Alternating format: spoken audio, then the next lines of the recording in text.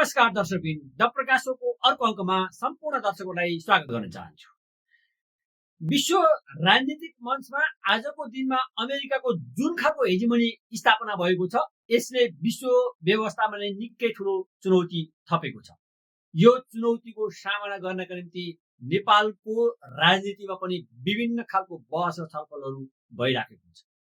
राजनीतिक वृत्तमा नयाँ तरङ्गका रूपमा एउटा नयाँ पुस्ताको जेनजी पुस्ताको आन्दोलन नेपालमा सम्पन्न भएको छ भदौ 23 र 24 गते भने त्यो सँगसँगै नेपालको राजनीतिक कोषलाई नयाँ दृष्टिकोणबाट व्याख्या पनि गर्न थालिएको छ। वैदेशिक हस्तक्षेपको उच्च बिन्दुमा पुग्यो भन्ने व्याख्या पनि नेपालको राजनीतिमा आज गरम बहसको रूपमा उठिराखेको छ भने अर्कोतिर जाँदाखेरि नेपालको राष्ट्रियता रक्षा गर्नका निम्ति चाहिँ अर्को बहस पनि उठिराखेको छ।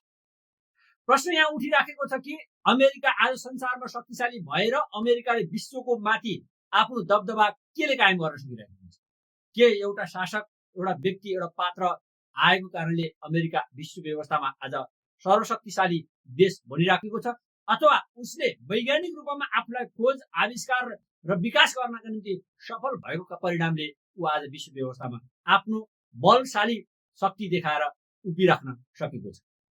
आजभन्दा 1000 वर्ष अगाडि विश्वविद्यालय स्थापना गरेर अध्ययनका निम्ति लालायित भएका पश्चिमा मुलुकहरू जुन स्थितिमा आज पुगेका छन्, त्यसको मूल कारण भनेको उनीहरूले आफूलाई अध्ययन गर्ने र परिस्थिति अनुसार नयाँ आविष्कार गर्ने र आफूलाई विकसित गर्दै त्यो आफ्नो समयका निम्ति चाहिँ आवश्यक पर्ने सम्पूर्ण सात सजाहरूबाट अथवा हात हतियारबाट सुसज्जित हुने काम गर्न सकेकाले नै आज विश्व व्यवस्थामा उनीहरूको हेजेमनी अथवा उनीहरूको नियन्त्रण रहन सक्छ।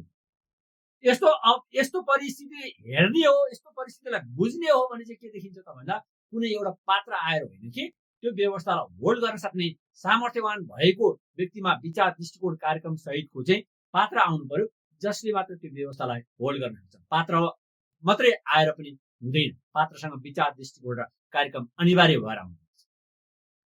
अमेरिकाले अथवा युरोपले अथवा पश्चिमा मुलुकहरूले आफूलाई धेरै अगाडि नै विकसित गराएर विज्ञान प्रविधिको खोज गर्ने र नयाँ नयाँ साधनहरूको आविष्कार मार्फतबाट आफूलाई सुसज्जित गराएको कारणले आज विश्व व्यवस्थामा उनीहरूले दबदबा कायम गर्न सक्यो भने त्यही समयमा फेरिमा स्थापना भएको नेपाल भन्ने देशमा चाहिँ एउटा पात्र खोजिराखेको जस्तो देखिन्छ। आज पनि वैज्ञानिक रूपमा खोज गर्ने र समृद्ध वैभवशाली हामीले विज्ञान प्रविधिको आविष्कार गर्ने, खोज गर्ने, नयाँ आविष्कारहरूलाई देशलाई सुसज्जित गर्ने र आफूलाई बलशाली बनाउने कुराको कहिले पनि बहस भइराखेको देखिँदैन।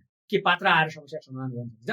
आज अमेरिकासँग भएका जुन खालका वेपनाइजेसन गरेको छ, उसले हात हतियारमा जुन तरिकाले सासजित गरेर बसिराखेको छ, त्योसँग लड्नका निम्ति के नेपालमा कुनै एउटा पात्र आएर समस्या समाधान गर्न सक्छ? उताबाट मिसाइल एट्याक हुँदै गर्दाखेरि हामीले के पात्र लड्थ्यो छोडी त्यहाँ मिसाइलको अगाडि? यो बहस किन भइराखेको छैन आजको दिनमा? के मिसाइल छेक्नका लागि हाम्रा पात्रहरू पर्याप्त हुनेछन्? गएर ती पात्रहरूले तथास्तु गरेको आधारमा ती मिसाइलहरू रोकिनेवाला छन्? आज संसारलाई हेजिमनी गर्नका निम्ति सबैभन्दा मुख्य साधनको रूपमा के आएको छ त भन्दा विज्ञान प्रविधि आएको छ, जसले विज्ञान प्रविधिलाई प्रयोग गरेर विकसित गरेर आफ्नो देशलाई उन्नत बनाउन सक्छ। त्यही देश मात्र अब आजको दुनियाँमा विश्व व्यवस्थामा आफूलाई उभ्याउन सक्छ। कुनै पात्र लिएर आएर हल्नुवाला छैन, नयाँ पात्र लिएर आएर हल्नुवाला छ, न पुरानो पात्र लिएर आएर कुनै पात्र उभ्याएर हल्नुवाला छ। राजा ल्याउने प्रयास एकातिर उठाइराखेका छ, राजा लिएर आएर हल हुन्छ, उता मिसाइल एट्याक भयो भने कि राजाले गरेर मिसाइल रोकिदिन्छन्। आजको दिनमा एउटा हामीले केही यो देशका लागि स्वच्छन्दता राख्नका लागि, अक्षुण्ण राख्नका लागि केही आविष्कार गरेका छौँ। हामीले विगत 240 वर्ष 50 वर्ष अगाडिदेखिबाट हामीले कुनै कुराको आविष्कार गर्न सक्यौँ।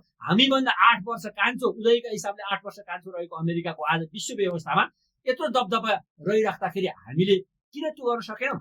किनकि हामीले कहिले पनि विज्ञानको खोजहरू, आविष्कारहरू र त्यो आविष्कारले देशलाई सुसज्जित गर्ने कुराको कहिले सोचेन। न राजा महाराजाहरूले सोचे, न आजका नेताहरूले सोचे, न आउँदै गरेको युवा पुस्ताले सोचेको देख्न सकिन्छ।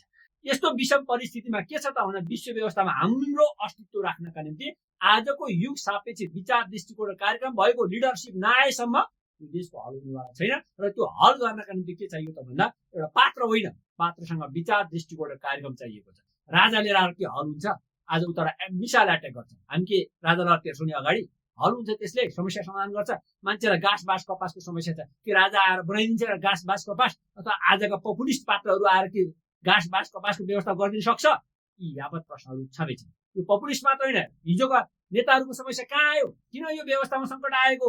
नेताहरूले आफूलाई समय सापेक्ष रूपमा विज्ञान प्रविधिको फिचर विशेषताको आधारको आफूलाई विकसित गर्न सकेको परिणामको कारण के भएको छ भन्दा जेनजी आन्दोलन भयो र जेनजी आन्दोलन पछाडि आउँदै गरेका पात्रहरूको समस्या पनि त्यही हुनेवाला छ र आखिर अन्ततको त के भन्छ, नेपाल एउटा ठुलो भुमरीमा फसिराख्ने देखिन्छ जबसम्म हामीले विज्ञान प्रविधिमा आधारित उत्पादन प्रणाली, सामाजिक व्यवस्था, राजनीतिक प्रणाली बनाउँदैनौँ। तबसम्म कुनै न राजा लिएर आएर हल हुन्छ, न कुनै पपुलिस्ट लिएर आएर हल हुन्छ, न पुरातनवादी नेता बोकेर नेतालाई लिएर राखेर चाहिँ समस्याको हल हुन्छ। त्यसैले समग्र रूपमा विश्व व्यवस्थामा हामीले अस्तित्व कायम गरिने विज्ञान प्रविधिमा आधारित खोजमूलक कामहरूलाई चाँडोभन्दा चाँडो प्रशय दिने र यहाँ वैज्ञानिक रूपमा आविष्कारहरू उद्यानहरू खोल्ने, त्यसैको बलमा हामीले संसारमा आफ्नो अस्तित्व कायम गर्न सक्छौँ। र आजको दिनमा, अबको दिनमा गोर्खाली देखाएर पाखुरे हिजोको दिनको खुकुरी नचाहेर हामी जसरी संसारमा वीर गोर्खाली भनेर चिनेको थियो त्यो खुकुरी अब डस्टबिनमा फालिसकिएको छ। कटुवा बन्धु, भरुवा बन्धु डस्टबिनमा फालिसकेको छ। आज आकाश टु आकाश, आकाशबाट आकाशमा युद्ध हुन थालिसकेको छ, स्पेस टु स्पेस वार हुन थालिसकेको यो कन्टेक्समा अब हाम्रो स्वतन्त्रता केमा छ त भन्दा वैज्ञानिक खोज आविष्कार र त्यही लेभलको विकास नगरिकन, त्यो लेभलको विकास गर्न सक्ने चेतना नेतृत्व नभइकन यो युग हाम्रो युग भोलि हुनेवाला छैन। हामीले हाम्रो स्वतन्त्रताको रक्षाका निम्ति यो अनिवार्य रूपमा भएको छ र यसको विशेषताको आधारको राजनीतिक कार्यक्रमले मात्र अबको नेपालको स्वतन्त्रता रहन छ या रहन्न भन्ने कुराको निर्धारण गर्ने स्थिति पुगेको छ। तसर्थ के गर भन्दा कुनै एउटा पात्र उभ्याएर सोच्ने काम नगर्नु हो। पात्र आएका थिए इतिहासमा कोही कोही पात्र, तर ती पात्र आउँदाखेरि पनि एउटा विचार दृष्टिकोण कार्यक्रमहरू बोकेर आएका थिए। इतिहासमा पृथ्वीनारायण शाहलाई बिर्सन सकिन, उनको विचार दृष्टिकोणले नेपाल एकीकरण भयो। तर त्यस पछाडि आउँदाखेरि थप विकास गर्नु पर्यो, अरू क्षेत्रहरूमा विकास गर्नु पर्यो। शिक्षा, स्वास्थ्य, सुरक्षा, वैज्ञानिक खोज आविष्कारमा गर्नुपर्ने कुराहरूमा कहीँ सोचियो, कसैले सोचे, कोही राजा महाराजाहरूले अथवा कोही नेताहरूले सोचे र आजका पपुलिस्टहरू पनि के गर्दैछन् त भन्दा यो कुनै कुराबाट आजको युग सापेक्षित प्रोग्रामहरू दिएर समस्याको हल गर्ने गरी सोचिरहेका छन्। यो दुर्भाग्यपूर्ण स्थितिबाट नेपाललाई बचाउनु पर्नेछ र चाँडोभन्दा चाँडो त्यो स्थितिबाट अगाडि बढ्नु पर्नेछ।